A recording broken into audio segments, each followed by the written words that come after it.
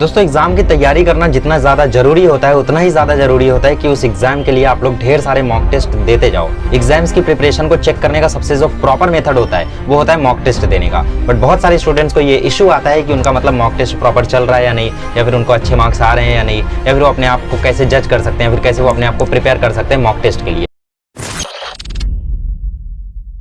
So hello everyone, आज की video उसी से रिलेटेड है। आज हम लोग बात करेंगे about how to score in your academic mock test. देखो मॉक टेस्ट में स्कोर करना उतना आसान नहीं होता है, ठीक है, क्योंकि मोस्ट ऑफ द इंस्टीट्यूट जो होते हैं वो अपने मॉक टेस्ट के पेपर को काफ़ी ज़्यादा हार्ड बनाते हैं। तो आपका जो भी स्कोर रहता है उसको एवरेज स्कोर से कंपेयर कर लो। जैसे मान लो जेईई मेंस का पेपर हुआ, मान लेते एक राहुल नाम का बंदा है, ठीक है, राहुल के फिजिक्स में आए हैं 39 मार्क्स 100 में से, ठीक है, केमिस्ट्री में आए हैं 26 मार्क्स 100 में से, और मैथमेटिक्स में आए हैं 42 मार्क्स 100 में से। तो राहुल को क्या लगेगा कि यार उसकी केमिस्ट्री तो एकदम गड़बड़ है, उसको तो केमिस्ट्री में कुछ आता ही नहीं, उसका तो फिजिक्स और मैथ फिर भी ठीक चल रहा है, लेकिन उसको केमिस्ट्री में तो इशू है, ठीक है। और मान लेते हैं जो एवरेज स्कोर है मॉक टेस्ट का उसको राहुल ने नहीं चेक किया, उसको हम चेक कर रहे हैं। तो जब हमने एवरेज स्कोर को चेक किया तो फिजिक्स में एवरेज स्कोर गया हुआ था 50 आउट ऑफ 100, ठीक है, केमिस्ट्री में एवरेज स्कोर गया हुआ था 18 आउट ऑफ 100, और मैथमेटिक्स में एवरेज स्कोर गया हुआ था 40 आउट ऑफ 100। तो इससे हमें यह समझ में आया कि राहुल ने मैथमेटिक्स में एवरेज स्कोर किया, मतलब 40 था 42 स्कोर किया, एबव एवरेज थोड़ा सा। फिजिक्स में उसका स्कोर कम है, एवरेज स्कोर 50 है, मतलब सारी क्लास ने मिलकर जो स्कोर किया है उसका जब हम लोग वैल्यू निकालें तो वो 50 आ रहा है, ठीक है। मतलब जैसे 10 लोगों ने टेस्ट दिया, किसी के 80 आए, किसी के 60 आए, किसी के 40, किसी के 30 आए, तो सबको मिला के जब आप 10 से डिवाइड करोगे तो 50 आ रहा है, इसका मतलब एवरेज स्कोर 50 है।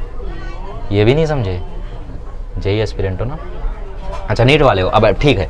तो राहुल ने बेसिकली 39 स्कोर किया, उसको क्या लग रहा था कि इसका मैथमेटिक्स तो ठीक है, फिजिक्स तो और ठीक है, उसको केमिस्ट्री में इशू है, लेकिन केमिस्ट्री में एवरेज स्कोर 18 है, मतलब इसकी बार आपकी बार मॉक टेस्ट काफी हार्ड आया था, तो 18 काफी एक मतलब 18 एवरेज स्कोर है, उसने 26 लाया तो काफी अच्छा स्कोर है वो, ठीक है, जबकि उसको लग रहा था उसने तो गड़बड़ स्कोर किया है। तो बेसिकली यहाँ पे राहुल के साथ धोखा हो गया। तो इसलिए एक बार एवरेज स्कोर को भी आप लोग जरूर चेकआउट करते रहना कि भाई कैसा चल रहा है ना, ताकि आपको पता चले कि आप कौन से सब्जेक्ट में अच्छा कर रहे हो, कौन से सब्जेक्ट में बुरा कर रहे हो, ठीक है। बेसिकली एवरेज स्कोर से हमेशा 10-15 नंबर ज़्यादा रहे तो बेटर होता है। जैसे एवरेज स्कोर अगर 80 में से या 100 में से 15 का गया है तो आपको 30 आए, ऐसा मतलब बेटर रहता है थोड़ा सा। और एवरेज स्कोर जनरली इतना ही जाता है, 100 में से 18, 100 में से 25, बड़े बड़े इंस्टीट्यूट में होगे तो आपको पता रहेगा, ठीक है। मेरा भी स्कोर मतलब शुरू के टेस्ट में, मतलब शुरू के 4-5 टेस्ट में एवरेज से हाई रहता था, मतलब मोस्टली हाई रहा है, बाद में भी हाई रहता था, लेकिन बीच में कैसा ड्रॉप हुआ था, ठीक है। जैसे एवरेज स्कोर 12 का है तो मेरा 11 आया है, 9 आया है, ऐसा चला था। खैर, तो मॉक टेस्ट में कैसे स्कोर करना है ये मैं आपको अब थोड़ा सा बता देता हूँ इसके बारे में। देखो सबसे पहले कभी भी आपका जैसे कल मॉक टेस्ट है,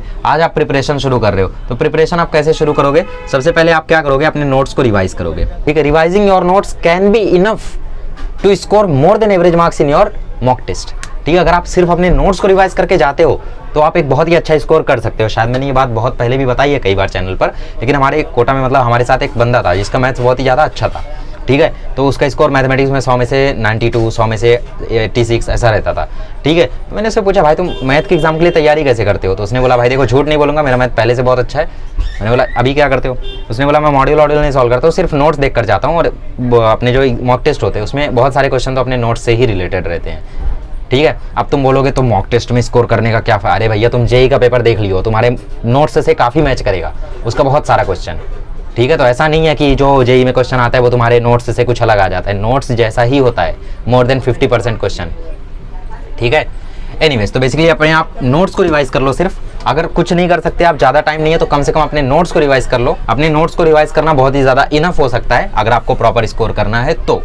इसके बाद आप क्या कर सकते हो? आप मतलब जो आप डीपीपी सॉल्व किए थे ना पूरे हफ्ते, जैसे एक हफ्ते में टेस्ट होता होगा, 2 हफ्ते में टेस्ट होता होगा, या जो भी आप जब भी आपका टेस्ट होता होगा, तो एक बार डीपीपी से गो थ्रू करो।